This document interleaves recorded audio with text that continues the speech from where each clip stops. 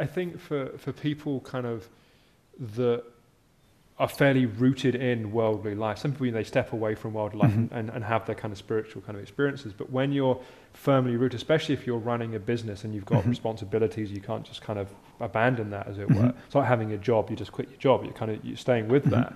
I think having those inner experiences, those kind of those moments of awakening, and then coming back, in those experiences, it's quieter, it's simpler, it's more spacious. You're almost seeking more of that.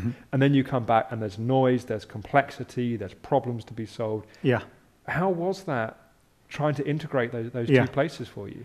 Well, I think at first it was really, really tough. And I think most people who've had any experience of that also experience that as being difficult. I think that after workshops, people often describe it as the rubber band effect, where you just feel completely blown apart and expansive, and then you've got to come back into the constraints of so-called worldly life.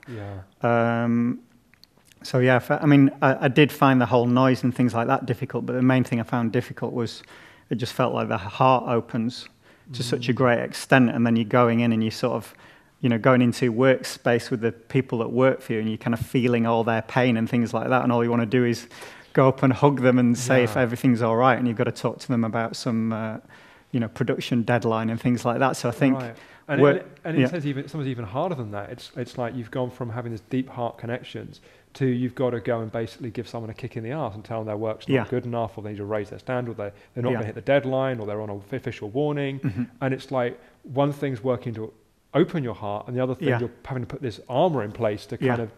I don't know, what supported you in navigating through that? That's a good question, actually. And that may have come later, with kind of more understanding or more kind of experience. Well, I think the thing that supported me, is a number of things. Firstly, start getting a sangha of community where you can actually at least be talking to the people outside the workspace about how difficult you're experiencing the workspace.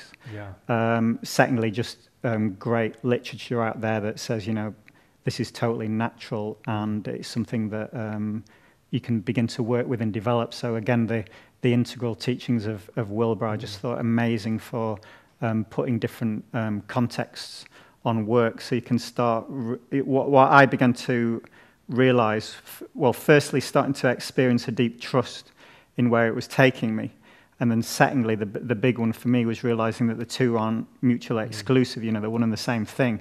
So it's not that, and I think that's the key thing for me. So it's not that I need to go and be spiritual outside work, and then I come back and there's work and they're different. It's one and the same thing. So you can access spirit through any portal, basically. There's no separation. If you get down to a deep enough level.